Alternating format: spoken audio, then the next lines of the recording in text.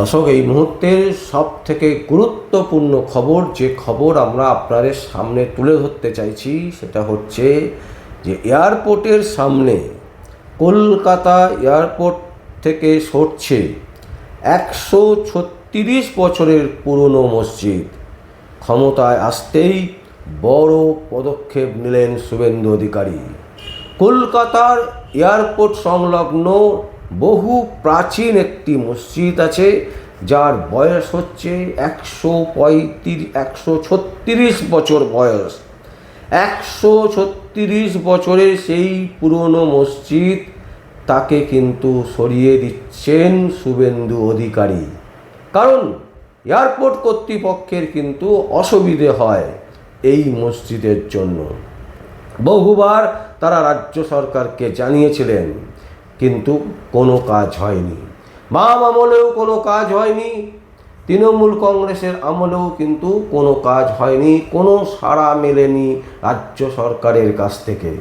তাই শুভেন্দু অধিকারী রাজ্যের মুখ্যমন্ত্রী হবার পরই একেবারে কড়া সিদ্ধান্ত নিয়েছেন যে এই মসজিদের জন্য প্লেনের ওঠানামার ক্ষেত্রে এবং নানান রকমের অসুবিধার সম্মুখীন হতে হচ্ছে পাইলটদের।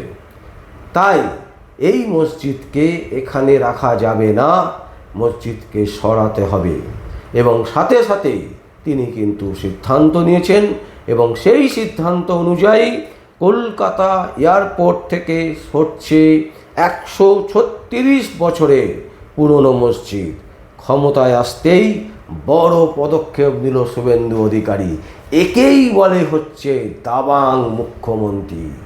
দাবাং মুখ্যমন্ত্রীকে, যিনি সিদ্ধান্ত নিতে 300 বছর সময় লাগিয়ে দেন না, বা 3 বছর সময় লাগিয়ে দেন না, যিনি সিদ্ধান্ত সাথে সাথে নিতে পারেন, যিনি সিদ্ধান্ত নেওয়ার পর সেই সিদ্ধান্তকে সঠিকভাবে কাজে লাগাতে পারেন, তিনিই হচ্ছেন দাবাং মুখ্যমন্ত্রী। এবং এই মুহূর্তে সব থেকে বড় খবর, দাবাং মুখ্যমন্ত্রী শুভেন্দু অধিকারী কলকাতা এয়ারপোর্ট থেকে 136 বছরের পুরনো মসজিদকে সরিয়ে দিচ্ছেন। দর্শক, আমরা এই সংবাদ আপনাদের সামনে তুলে ধরলাম। যদি আপনাদের কোনো বক্তব্য থাকে, কোনো কমেন্টস থাকে, অবশ্যই আপনারা কমেন্ট বক্সে কমেন্ট করবেন।